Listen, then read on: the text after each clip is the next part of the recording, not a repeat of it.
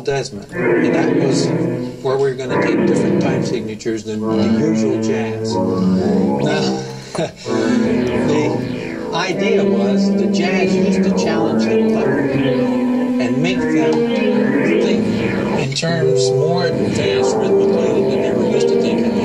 In the 20s, it was hard to get a group of people to clap on 2 and 4. 1, 2, 3, 4. This was difficult. But we haven't gone much further. The public is ready for something new because everybody knew that this is the jazz clap 2 and 4. But this period, 30 years is long enough to be stuck there. So it's time that the jazz musicians take up their original role of leading the public into more adventurous rhythms. And you think this is what is now going to take place? Well, Take 5 is proof of it. After all, the kids are tired of rock and roll too, and yet they can dance in 5/4 time. Well, now, are you doing this in any other way with other numbers that you've written and that you're recording and playing? We have.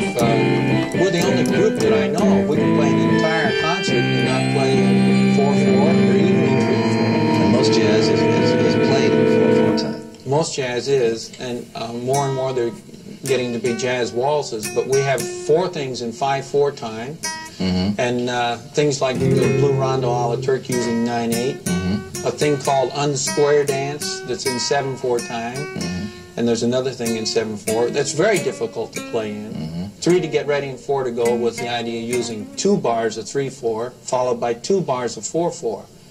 Now many groups do these things and they play the first chorus that way and then they cop out. Then they go into 4/4. In our group, if we set up this pattern, we're going to stay in the difficult time signature throughout and improvise. Just like you heard Paul just now, he was in 5/4 time. He can probably play in 5/4 better than any musician in the world, maybe as a horn man, and Morello's got it sewed up as a drummer. Well, now, can you show us some of these different rhythmic things that you're going to do? Yes. What tunes would you play for us? I'll do a thing called a raggy waltz. Now, the rag was the first written form in jazz. And they used to play 1, 2, 3 against 4 over here. Now, we're going to start with the idea we're going to play a waltz and put 1, 2 on this side. All right.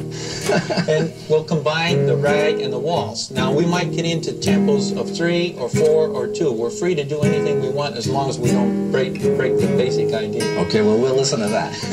Thank you, Dave. This is going to be Raggy Waltz, the Dave Brubeck Quartet, and I urge you all to listen and watch closely and see if some of the things that Dave just described to us turn up in this tune as the Dave Brubeck Quartet plays it. Raggy Waltz.